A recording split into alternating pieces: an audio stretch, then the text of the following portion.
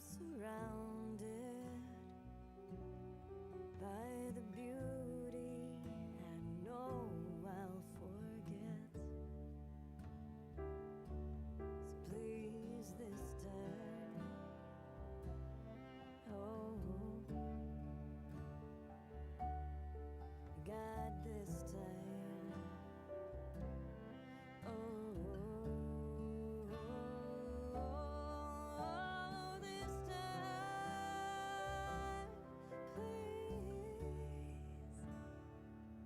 Let me remember it.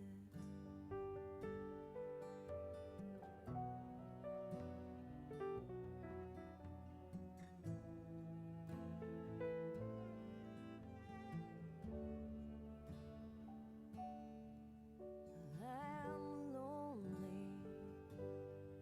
and I'm happy,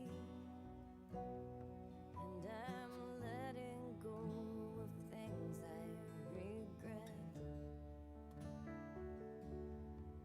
And I'm simple, and I'm single, yet I'm getting all that life has to give. So please this time, oh God, this time, oh this time, please let me remember it.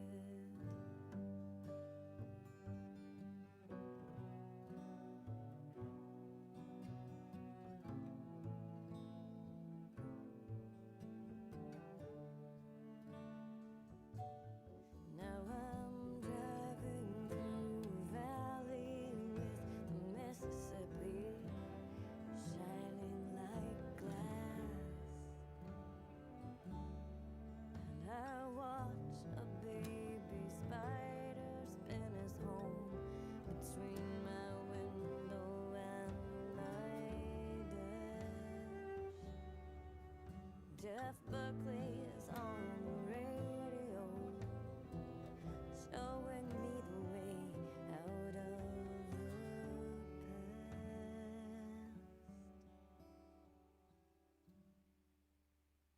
And now I see you,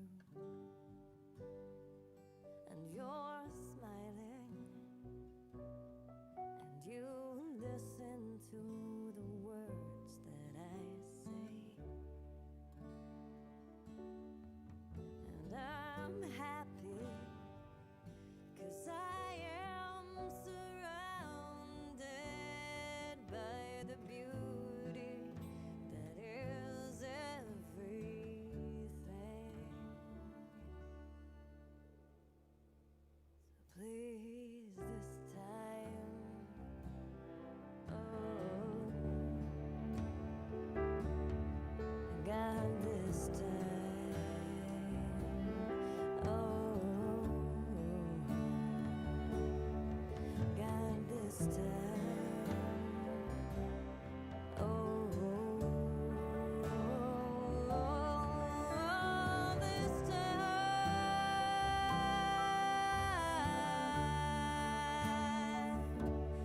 oh this time, please. Good morning, everybody, and happy Advent season. We're so excited to be with you this second Sunday in Advent. We have an amazing message coming your direction, and I'm so excited to reintroduce my dear friend and colleague, Marcy Baruch. We're going to be singing about illumination, imagination, understanding today. And I would like to say, I don't see why we can't sing those things to a disco beat. So.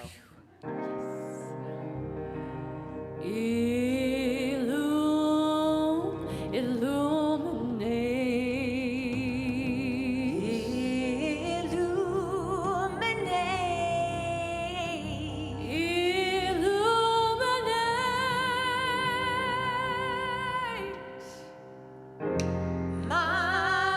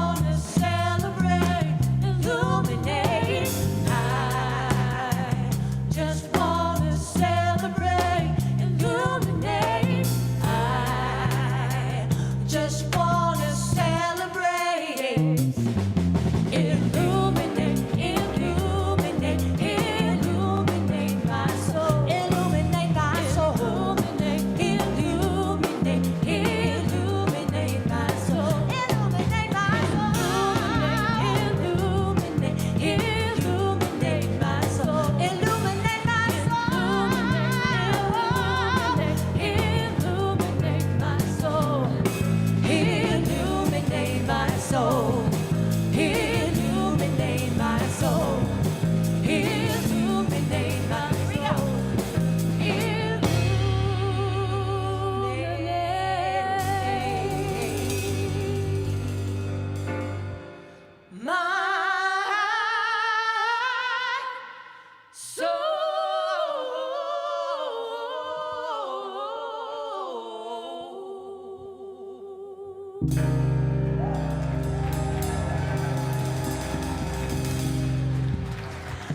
Marcy Baruch, everybody. And with that, we say, welcome to Columbine Spiritual Center. We're centered in God. We celebrate a world of harmony, peace, abundance, and illumination for all. Here's one of Marcy's. One, two, three, one. Please stand up and join us. Thanks for, you guys are well trained.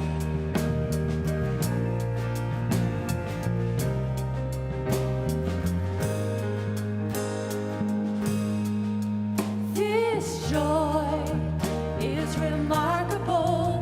This joy is contagious. This joy is invincible. This joy is outrageous. It's more than I dreamed of. I love this joy. This joy is radical. This joy was always waiting. This joy is ravishing. This joy was worth creating. From things I let go of, I love this joy. Here we go. This joy is remarkable. This joy is contagious. This joy is invincible. This joy is outrageous. It's more than I dreamed of. I love this joy. I love this joy. I love this joy. I love this joy.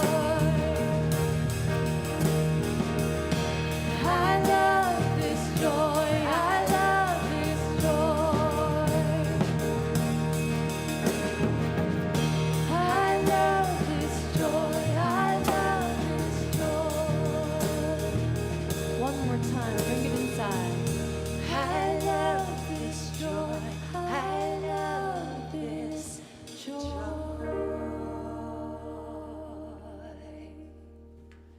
Yeah.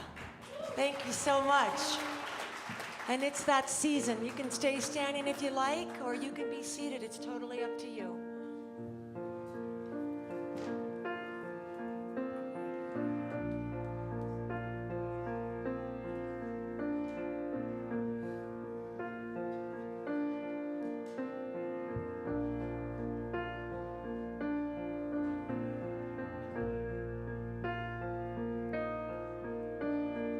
Oh, holy night, the stars are brightly shining.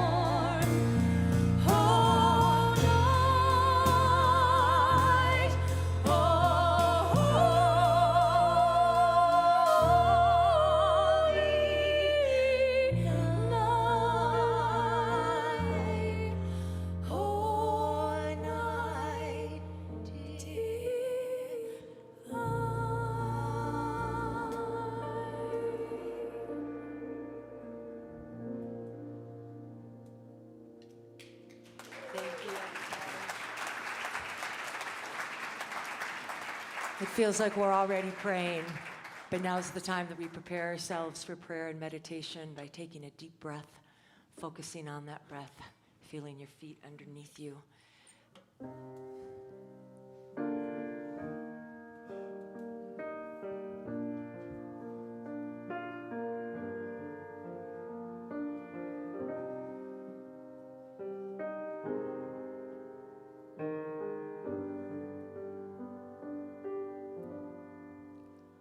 What child is this who lay to rest on Mary's lap, is sleeping,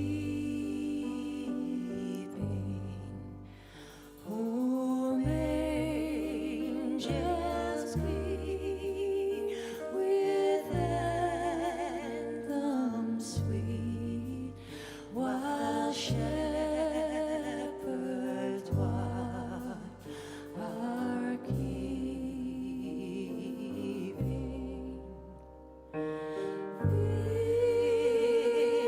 This is Christ the King, whom shepherds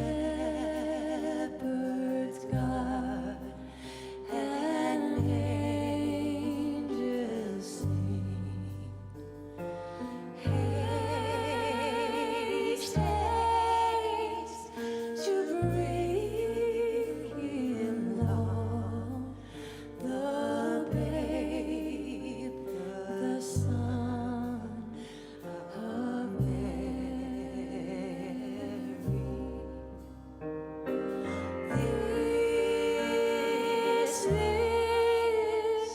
This is Christ the King, whom shepherds guard and angels sing. Haste, haste to bring him love, the babe, the Son of Mary.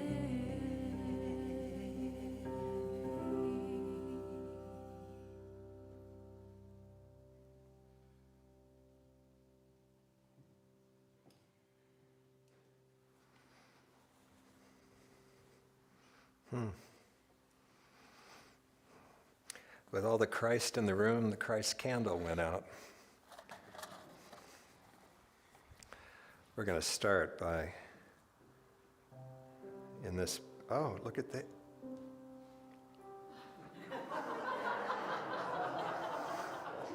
Okay. With all the Christ in the room, the Christ candle relit.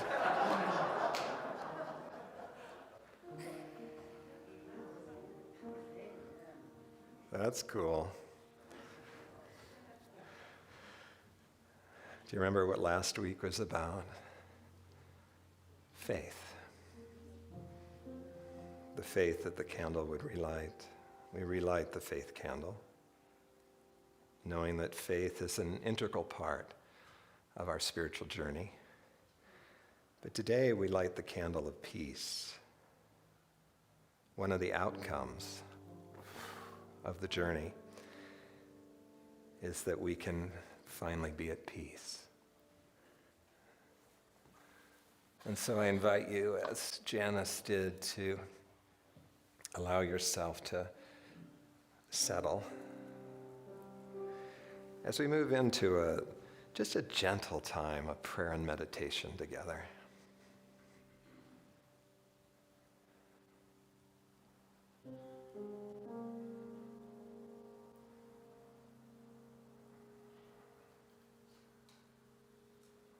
When we bring the qualities of spirit to mind, it has an illumining impact. There's a lightness to how we speak about spirit. There's hope and potential.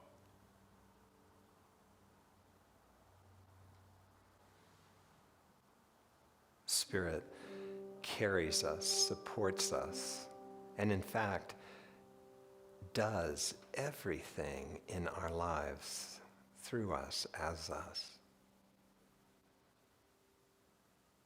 And so we allow that illumination, which Janice and the music team today have done a beautiful job of bringing into this room,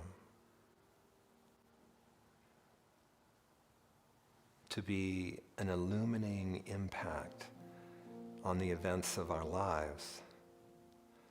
Because life doesn't always feel illumined, light, supportive. Life doesn't always feel like the hands of Spirit are lifting us. But life does not need to impact the experience of who we are as a spiritual being. And the invitation of life is to bring who we are as a spiritual being to life, not to expect life to bring it to us. And so we bring light to all the situations that are going on in our lives right now, shining that light through them, taking one step back to get better perspective, better understanding. And we even may go a step further to imagine the possibility. For with Spirit, all things are possible. All things.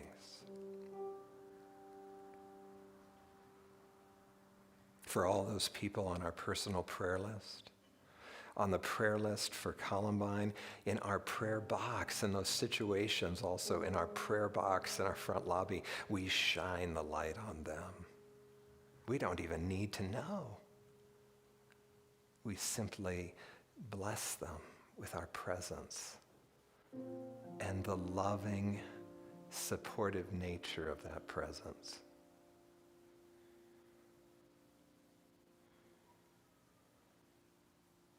And we give ourselves a healthy dose of that love also, because there's always a separate, small self in us that needs support, that needs to know that it belongs, that it's loved. And that greater Spirit in us has the capability to shine in that too.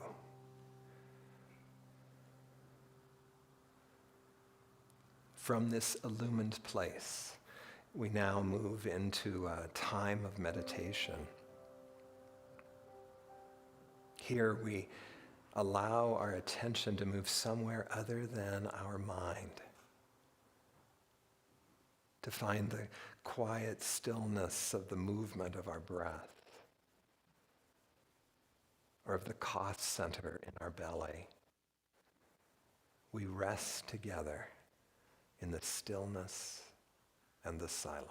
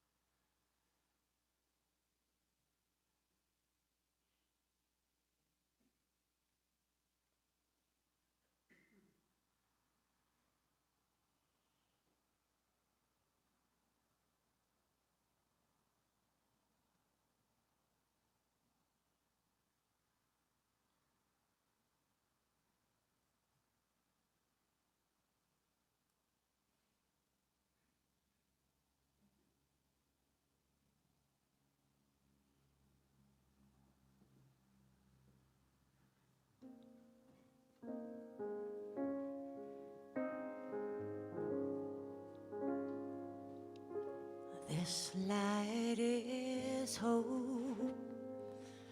This light is love.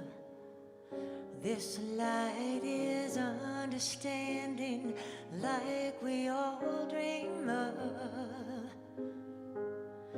This light is joy. This light is peace. This light is glory, honor that will never cease. This light is strength. This light is power. This light will take away more fear with every hour. This light shines pure. This light shines free. This light is shining now for all the world to see. This light is one. This light is light. This light will heal our wounded hearts, our tears, our strife. This light is faith. This light is faith. This light is truth. This light is true. This light restores us all to health and new found you. This light is here. This light is now. This light will touch our souls and help us keep our vows. This light is hope. This light's the key. This light has come to earth and shines in all of you. And it shines daily. This light is in me.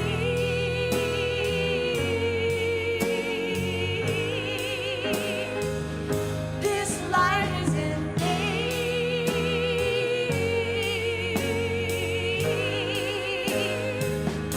This light is in me.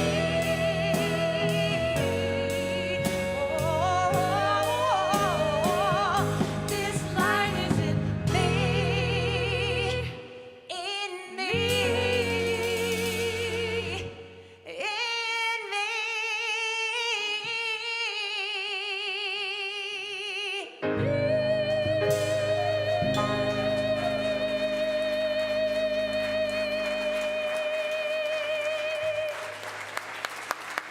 Thank you so much, Marcy Baruch, Janice Kelly. Dan Steelman, Zane Kupek. Whew. The music is always good here, but geez, there's something clicking today.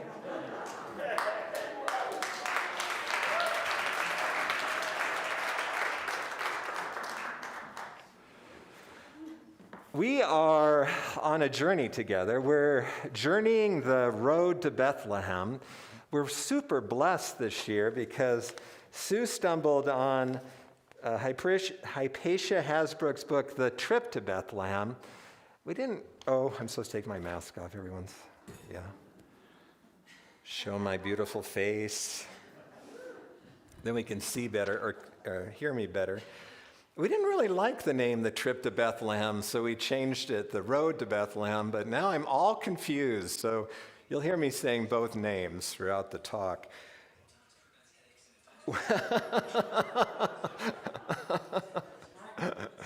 It'll be turned off in a minute. There we go. I say we're blessed because we often talk about the elements of the Christmas story and how they relate to our spiritual path. But Hypatia has taken it and broken it down to the stages that we often move through on our spiritual journey. And that's powerful, because as we go through these, we each have a chance to not only recollect on, oh yeah, I remember that stage, or, I think I missed that stage. Maybe I should go back and review that. But what I'm finding, more importantly, is how easy it is to get lulled into thinking that, oh, I've maybe gotten a little too old for that stage. Or, my life is just fine the way it is. I don't need to open to any more blessing, any more goodness by stepping out in a new way. And so through the rest of these series, I invite you to be using this as a checking in point. Where am I in the process? Sue last week introduced us to two really powerful aspects of our spiritual journey. One, Herod. Herod represents our ego, and as we start out on our journey, we are all identified as an ego, because we don't, as a culture, do a good job of saying, oh, that's ego. I mean, sure, Herod is kind of an exonerated ego. Let's put it that way. He basically just kills everyone in his way. He's a big baby. He's got it all going. But the ego, in truth, is much more subtle than that. And the ego can be taught to be very sweet and nice. The problem is it's patterned. And so it's not got the freshness of spirit. So Hypatia says you're always, throughout the journey, coming back to check in around Herod, getting to know Herod in you. And then the second stage was coming to know the star, the guidance, coming to trust our guidance, trying to tune into it. I know for me, the learning spiritual practice and developing a certain state of quietness in me, no matter what's going on, has opened that channel for me to hear the guidance. Do I always want to hear the guidance? Heavens no. Most often not. Because it's inviting me into something greater than I think that I am. So we're going to keep in mind that those two are active throughout the whole journey. And today we get to move into first understanding and the mind, the intellect. Why is understanding important? You see, we're inviting you on the journey to become disidentified from your ego, but we'd hardly recognize until we get into it how supportive it feels to live from the ego. It is the very pillar that we think that we gain who we are from. And so when we start studying spiritually, it's important to be introduced to what exactly is spirit and what can we expect from a life of spirit. What we find are many different things. Principles, as we say. Now, spirit can manifest uniquely in each of us, but there will be certain standard or regular things that happen that we can anticipate.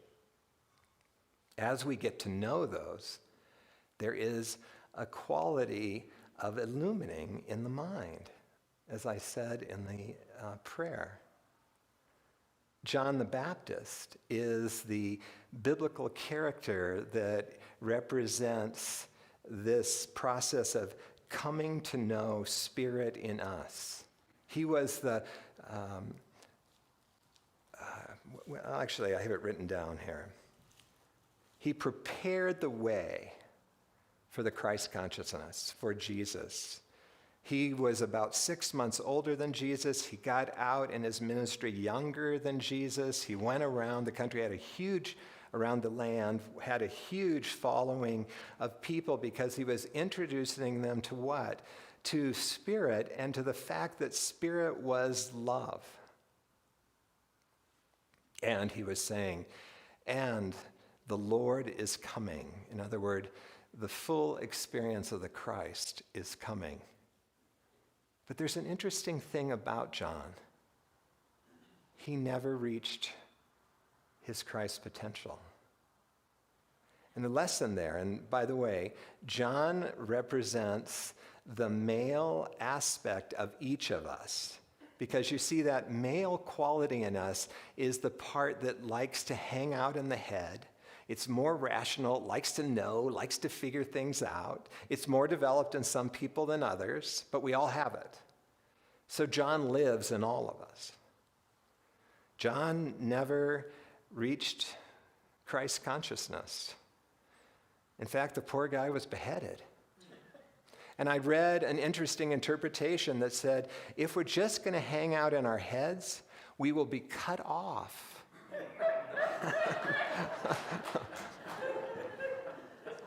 From the full embodiment of the Christ, which is so much more than a head experience. It's a full-bodied life experience. This is an area where I think we do really well in unity, and in fact, I think the whole New Thought movement does well, because we rarely just feed you information. We like to incorporate it by inviting you to be engaged with it. How many of you have taken one of our prosperity courses, Prosperity Plus courses? Yeah, look at all the hands. And in there you see, you're introduced to things like the universe does not work, like the spirit. I'll use the word spirit.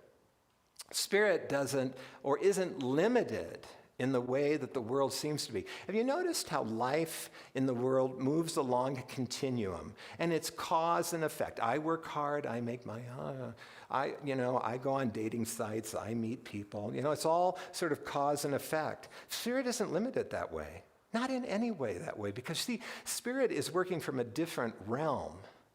And so Spirit can make things happen just like that. It seems like magic or a miracle.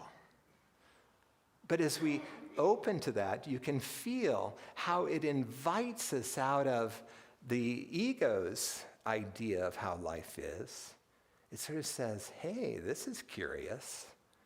I'll give it a try. And then what Mary does is she not only then introduces you to spiritual principle after spiritual principle, but then she asks you to apply it in your life. Get out there, live it, take a chance. What you're passionate about. You see, you're bringing your feelings into it, bringing your passion into it. And then it goes into the next stage, which is using your power of imagination. As I read once years ago, imagination puts clothes on our ideas.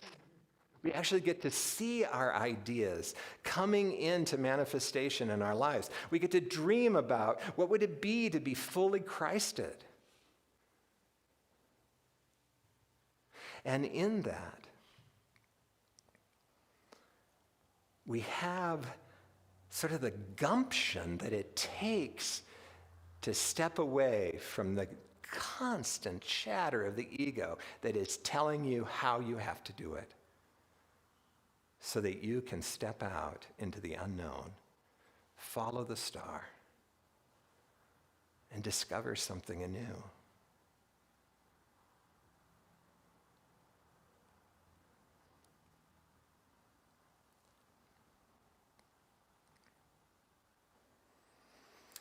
That is one way we apply our intellect and our understanding. I always think of that in my own mind is that's the forward process of understanding. But there's another way that we also need to use understanding to be balanced. And that is our willingness to continually get to know Herod. Because you see, when we're called into new things, when we're given new opportunities, often, not always, but often, Herod has something to say about it. And the interesting thing about human will is we can push through Herod.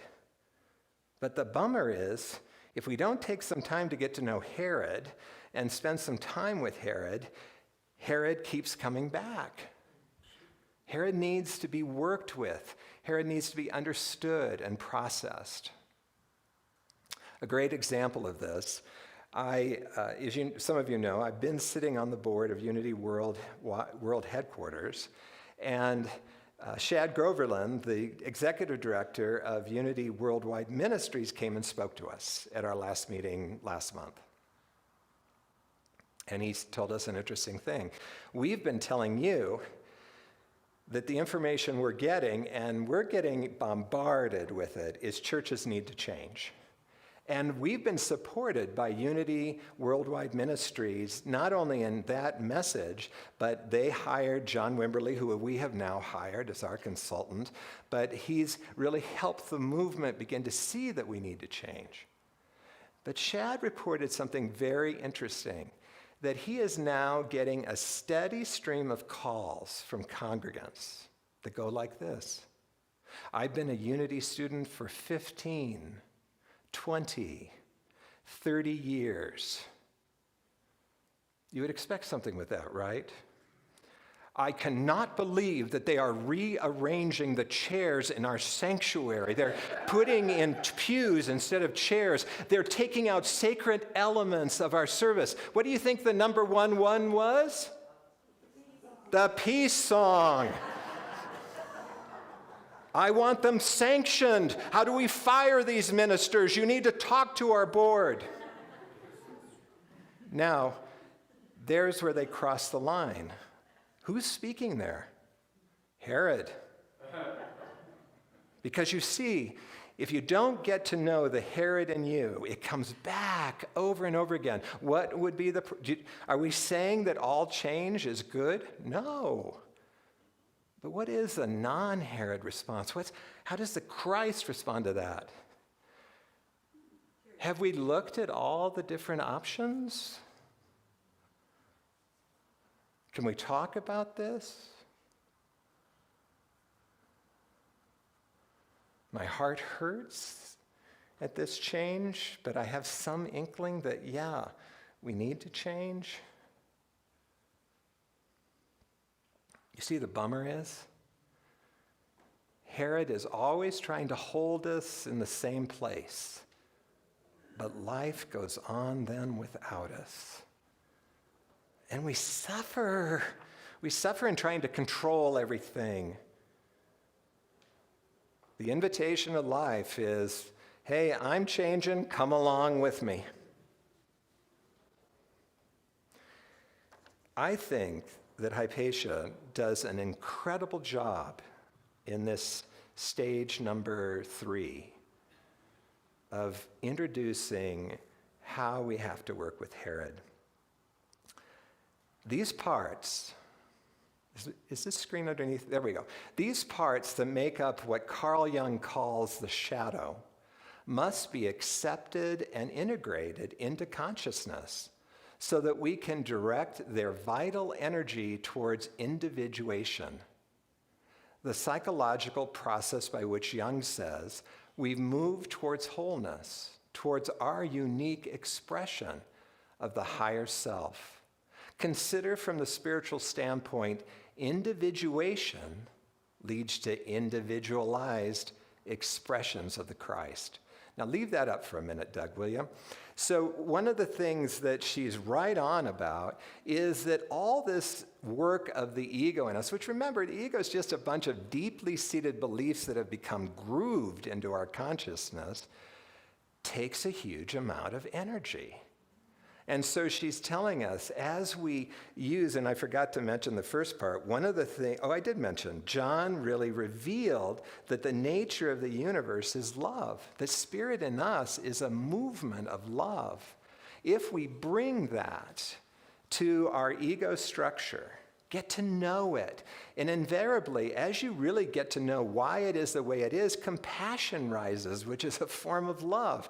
And love has this melting, embracing, loving way that our ego structure can begin to relax and doesn't need to exert itself in such Herod-type ways.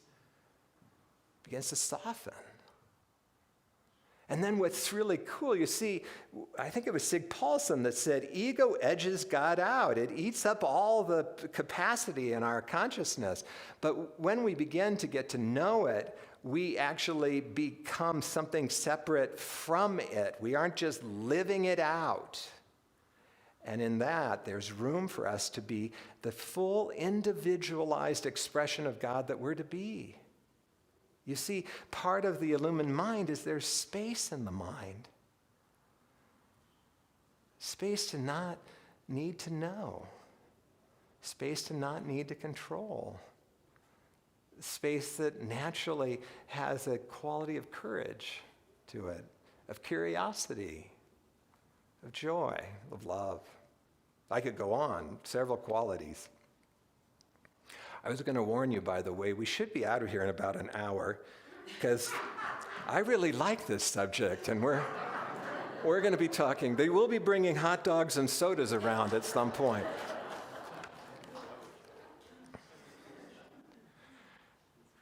So you know me, I always like to say, well, how do we do that? You know, what does it look like to get to know Herod and to bring Herod into the mix? So one of the things that's important is to understand, and I've said this, so I'm going to say it again, that Spirit is no respecter of men or human beings. And so Spirit doesn't really call you into some new behavior, knowing exactly what your ego structure is and trying to make it, no, it just lays it on you. Here's what you're supposed to do next. And you have to understand, it can throw your ego structure into shock, into trauma, into great anxiety.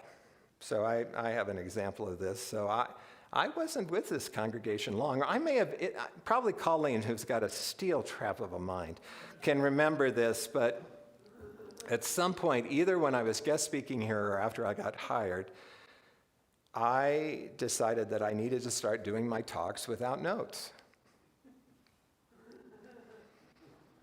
Which, where did that come from? You know, like, when I got called into ministry, I said, okay, I asked, I'll do it. But one of the things that was really hard for me was these talks. And so what I would do is I would type out the whole talk and I would wordsmith it, and then I'd try and memorize it. Do you remember when she said you're going to release a lot of energy when you get out of the ego structure, right? Because think of the energy that went into that. And think of how I suffered in that every Sunday. And so then I started getting this idea, especially as I was learning. It's interesting that often our imagination is actually inspired by what we learn spiritually. Because what I was learning was that Spirit takes everything we know and assimilates into what needs to be said in the moment. I'm like, that's impressive. But I, of course, never let it happen. I edged it out, right? I had it written down. And we are not going to go off of that. And so I could have, when it became clear, you know, this guidance came in, it's time to stop writing out the talk, just stand up and give it.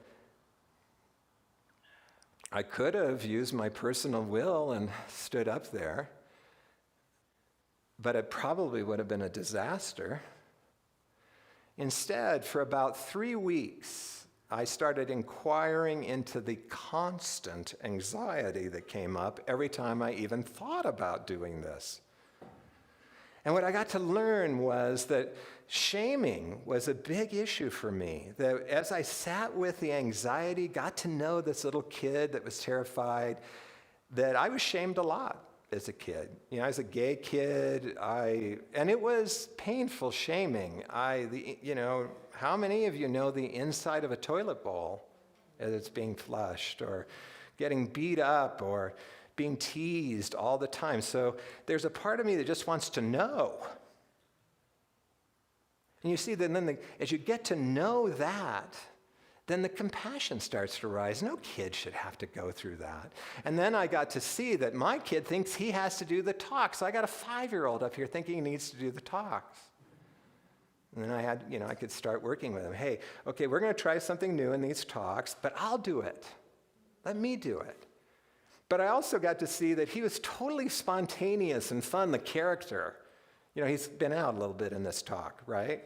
And so I said, so let me start out, but when you're comfortable, you join in. Early on, the board used to have to call me aside. I don't think that was appropriate. Because, see, everything needs to be developed in us. The ego's well developed, let me assure you. Young, erotic, but well developed. And then I was able to stand up. It was in the sanctuary, but it was this congregation, and give my first talk without notes. And by the third time, by my third Sunday, my whole experience started to change. By today, I don't experience anxiety getting up here. How many years had I been a minister? I had dealt with anxiety for 10 years before I started giving talks without notes, beginning to have faith in spirit based on the illumination that came from what I learned what Spirit would bring. But I couldn't really have faith in that until I tried it, right? What is Spirit calling you into now? What is it inviting into? How has your mind been illumined lately? Sue's offering another Prosperity Plus. Your ego, see, we get lulled in. Oh, I've already done that. My goodness, I have to continually read on spirituality because I forget. I get lulled into, no, this is what life is. And then I read it and it's so inspiring, it's illuminating. And it makes room for me to hear more guidance, to try new things, to be open to change. How have you stopped dreaming?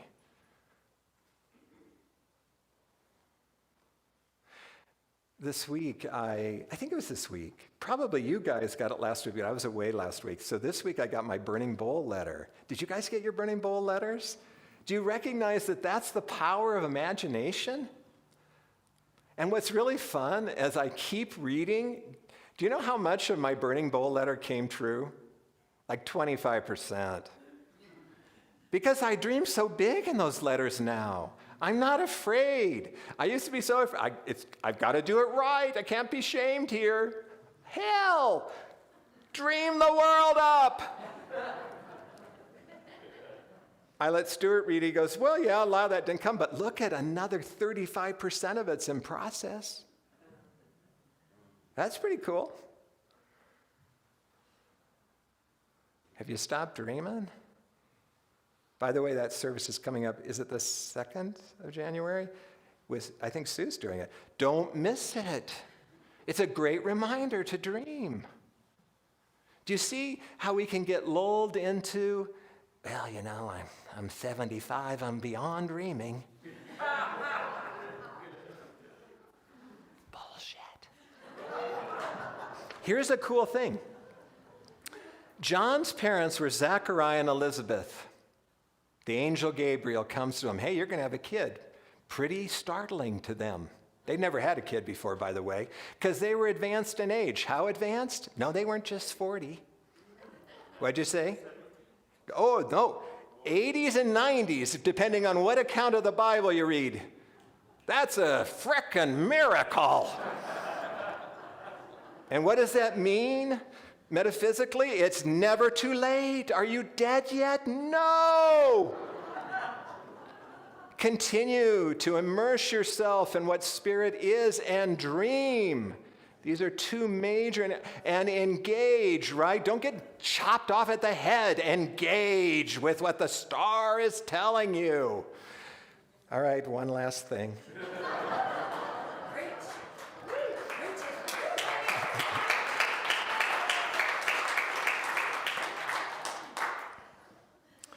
Here's just something she said.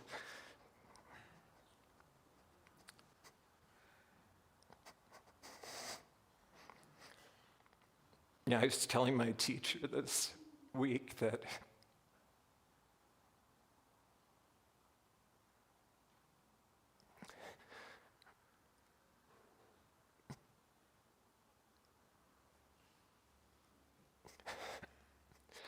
I just can't believe how great my life is now. And it certainly didn't come from living according to Herod. It came from following what we teach and being willing to get to know Herod and to love him and bring him in so that I could finally be me. And Hypatia says this: nothing is more creative than our transformation from being merely human into being expressions of the Christ. Namaste.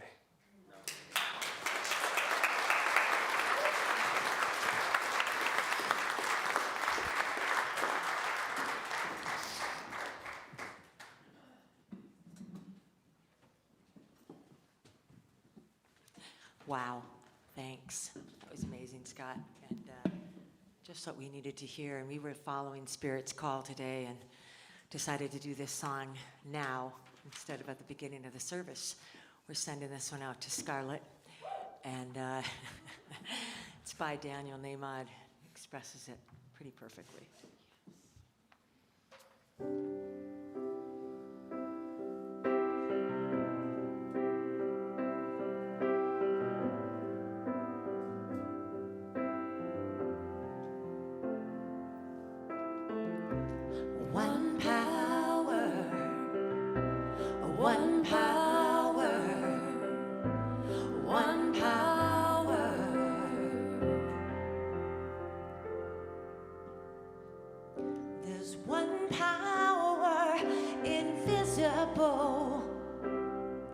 And you see it everywhere and every day.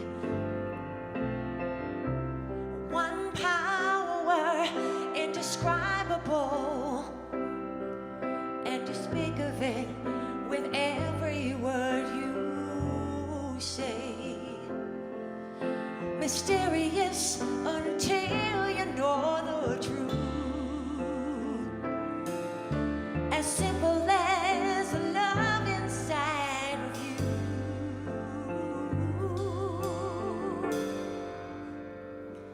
Call it God, call it Spirit, call it Jesus, call it Lord, call it Buddha, Baha'u'llah, heaven's wings or heaven's doors. But whatever name you give it, it's just one power, can't you see? It's the power of the Lord in you and me. One power, one power, one power.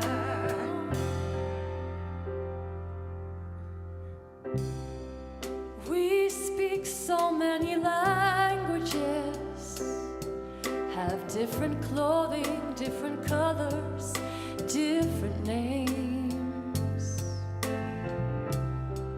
But different is only dangerous when we forget that in the heart we're all the same. We'll remember once we close our eyes to see that such distances were never meant to be. Call it God, call it Spirit, call it Jesus, call it Lord, call it Buddha, Baha'u'llah, Hashem, or heaven's door.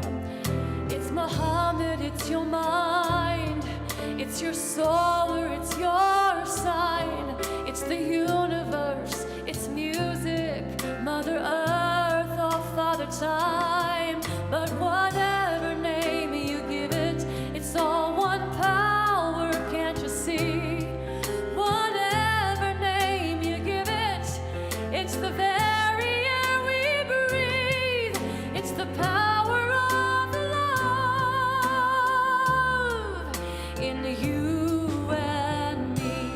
One power, one power, ooh, one power is what we are now.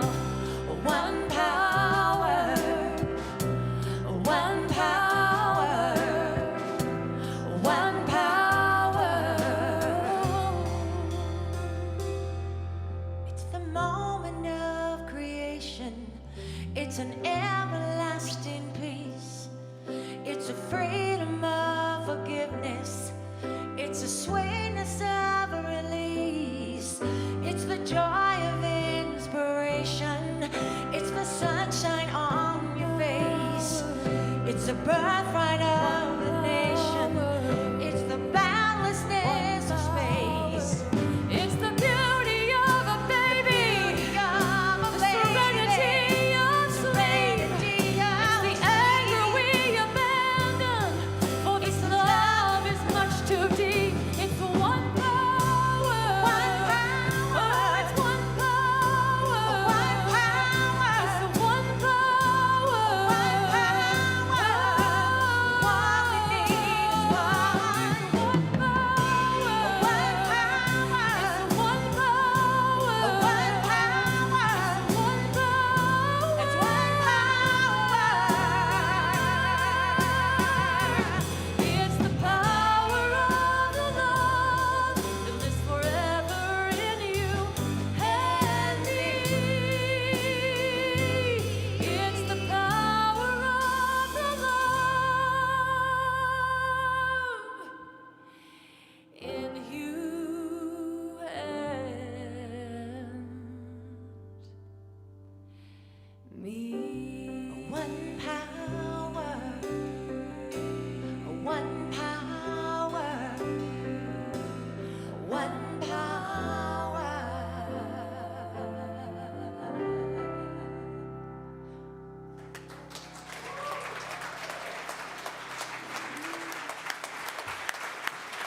Thank you so much.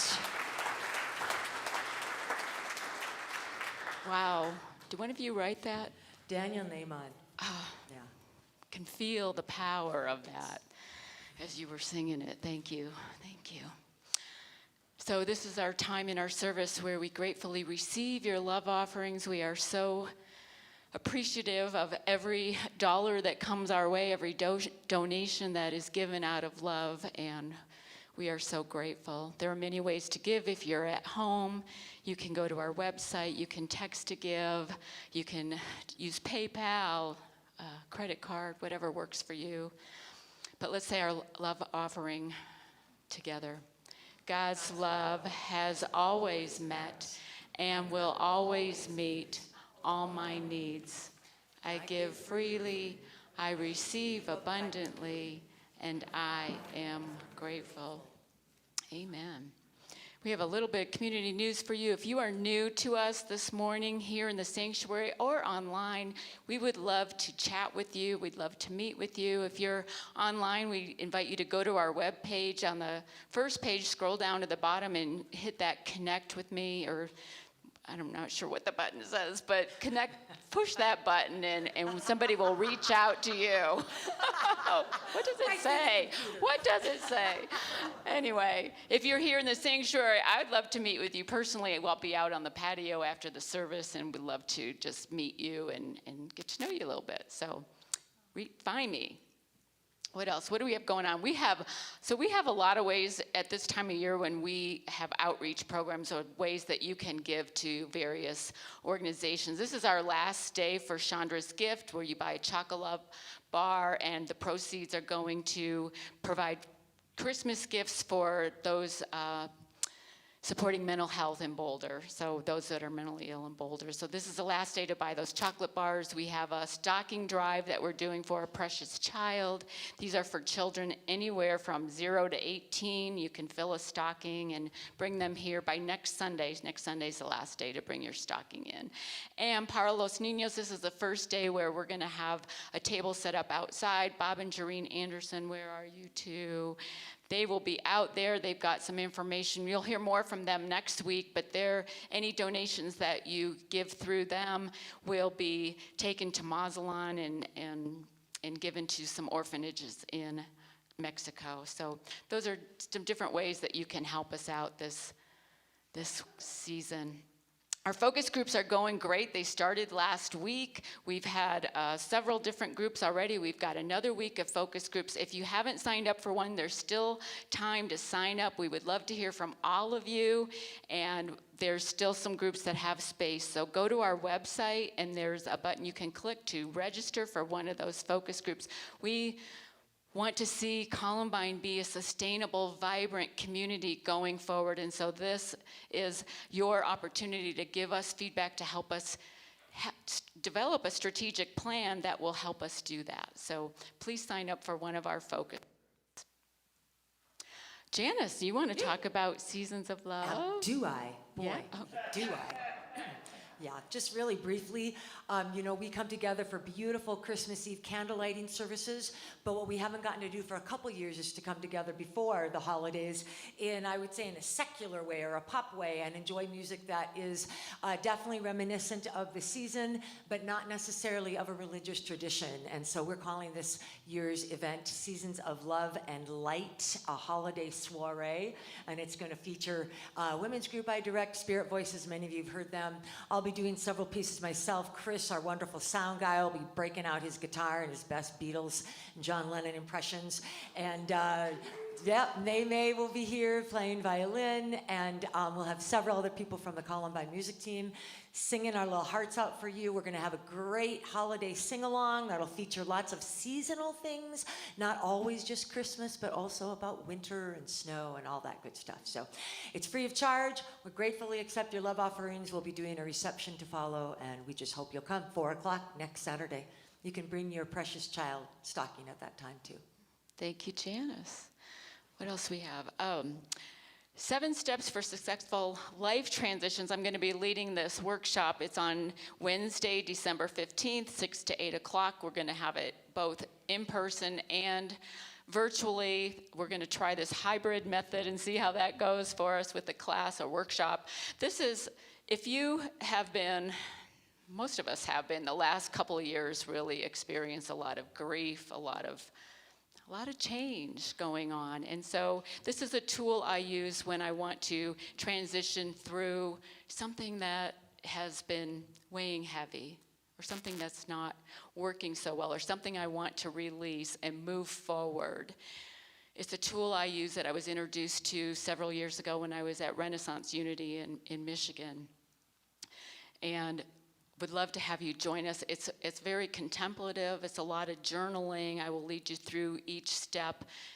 You could spend a lot more time on doing these steps, but I'm going to just be introducing you to these 7 steps that you can then work on your own in greater time, for more time. But go to the website and sign up if this is something that sounds like would help you move through. You want to let go of 2020 and 2021.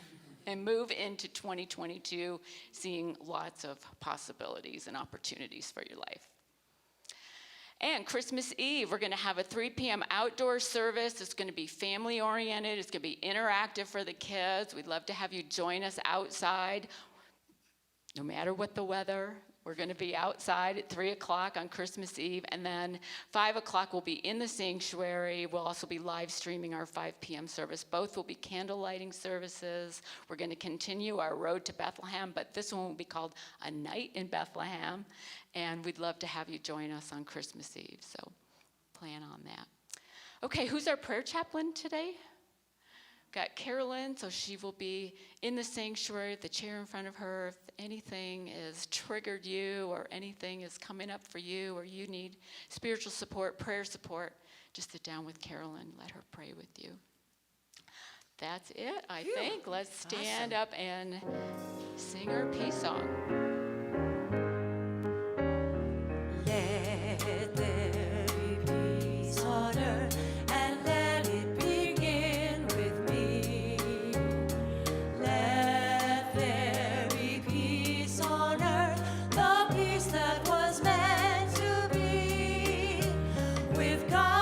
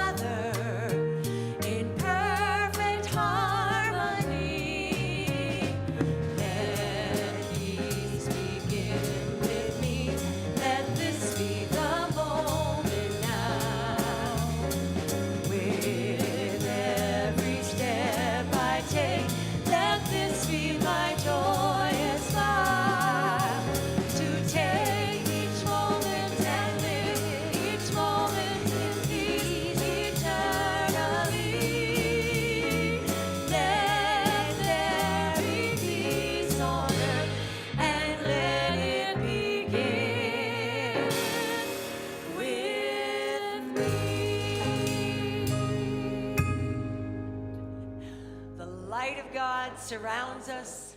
The love of God enfolds us. The power of God protects us. The presence of God watches over us. Wherever we are, God is, and all is well. Namaste. Thank you. Woo. All right.